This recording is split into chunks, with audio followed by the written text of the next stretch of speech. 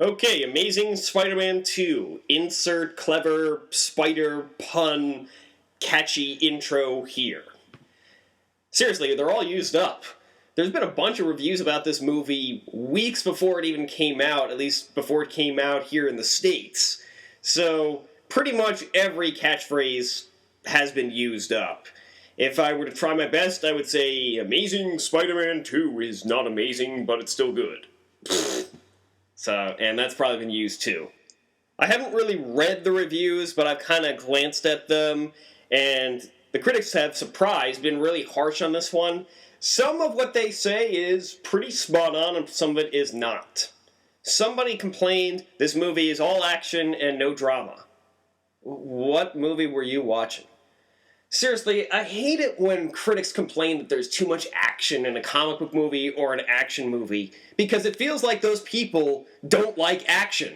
Like, more than 2 minutes is too much action in their opinion. This movie, if anything, it's more about the drama. And if you came to it to see action, you might be a little disappointed. Which, if you know me, you probably think that I would be disappointed by a lack of action. But I'll get to that later.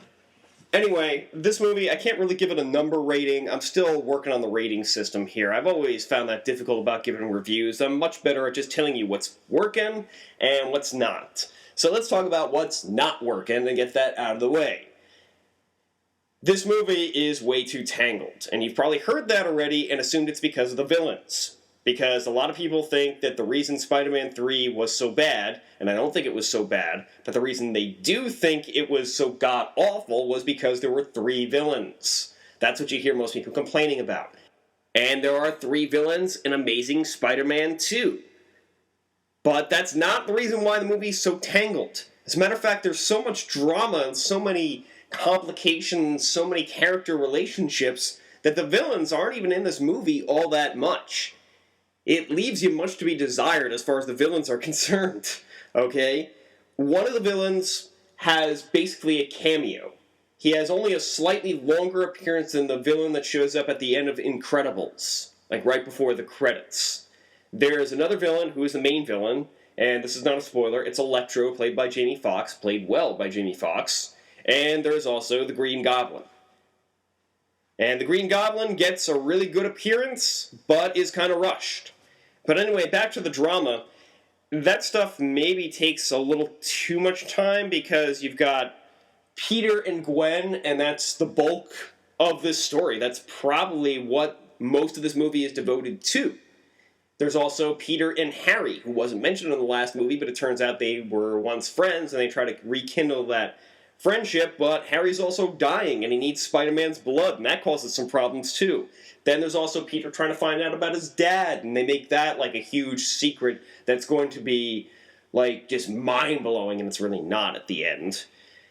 And then there's Aunt May trying to get a job, trying to go to school for nursing, and hiding the truth about Peter's father, and Peter getting frustrated about that. There's also Harry dealing with the death of his father, which you see in the trailer as well, even though you don't really see that scene in the trailer. If that doesn't make any sense right now, believe me, it will make sense when it's in the movie. Now, with all that going on, the villains get great introductions. Again, Jamie Foxx, great as Electro. He plays, at first, Max Dillon, an underappreciated, dorky guy who gets saved by Spider-Man, and at first, like, you really sympathize with this character. And you really get him. He's really relatable. And then he gets kind of creepy, a little too obsessed, but still relatable. And then he gets turned into a villain. And as a villain, he's pretty menacing. But he doesn't get enough screen time. And so, in a movie like this, usually I would hate this film because there's not enough action, and I feel like a superhero movie, I'm sorry to say, it needs action, and it needs a good chunk of it. The good thing about this movie is that, one of the good things, it opens with a lot of action. It gives you a good, decent chunk of it up front, which makes it more bearable when you don't see the action for a while. I think it is so important for a superhero sequel to give you that action up front. So you don't go through the movie going, Okay, when are we going to see Spider-Man? I found myself a lot more patient with these constant scenes of Peter and Gwen going back and forth on whether they should be together, should not be together, are together, not together.